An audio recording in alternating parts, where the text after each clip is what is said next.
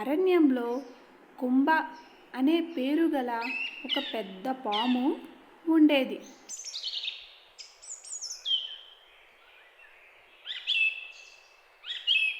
కుంభ ఎంతో బలవంతమైన సర్పం. చిన్న చితక జంతువులు దానికి తినడానికి సరిపోయేవి కావు. అడవిలో ఉన్న జంతువులను తింటూ ఉండేది. ఒకరోజు కుంభ కడుపు నిండా ఆహారం తినడం వలన కడుపు నొప్పితో బాధపడుతూ ఉంది. అదే సమయంలో అటుగా వెళుతున్న ఒక మునీశ్వరుడు కుంభాన్ని చూసి ఇలా అంటున్నాడు. ఏమైంది కుంభ, బాధపడుతున్నావు? స్వామి, నా పేరు మీకు ఎలా తెలుసు? నాకు అన్నీ తెలుసు. తిన్నది అరగలేదా? అవును స్వామి, నన్ను కాపాడండి, మీకు రుణపడి ఉంటాను. సాయం కోరిన వారిని వదిలి వెళ్ళలేను.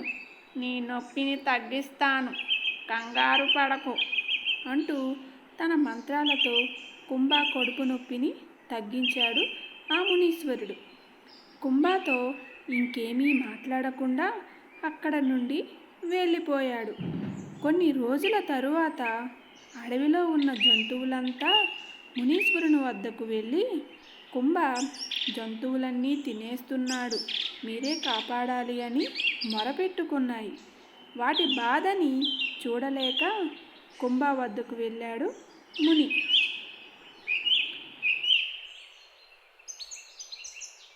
ఎలా ఉన్నావు కుంభ?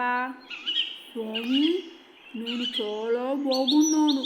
జంతువులను ఆహారంగా తింటూ ఆనందంగా ఉన్నాను. నువ్వు నా మాటను వినాలి. వింటావా? మాట మీద నిలబడతావా? నన్ను రక్షించారు. మీరు ఏమి చెప్పినా చేస్తాను స్వామి. చెప్పండి, ఏం చెయ్యమంటారు? అడవిలో ఉన్న జంతువులన్నింటినీ తింటూ పోతే అడవిలో జంతువుల మనుగడ ఉండదు. నువ్వు జంతువులను తినకుండా ఉండాలి. అదే నా మాట. అలాగే స్వామి, జంతువులను తినను, మాట ఇస్తున్నా అని అక్కడ నుండి వెళ్ళిపోతుంది కుంభ. కొన్ని రోజుల తరువాత ముని అటుగా వెళుతుంటే కుంభ బాధతో నీరసించి ఒక చోట పడి ఉంటుంది. అది చూసిన ముని, అరెరే కుంభ, ఎంతో బలవంతమైన సర్పం నువ్వు, ఇలా ఎందుకు అయిపోయావు? ఆహారం లేకపోతే ఇంకా ఎలా అవుతారు స్వామి? జంతువులు తినడం మానేశాను, అందుకే ఇలా అయిపోయాను.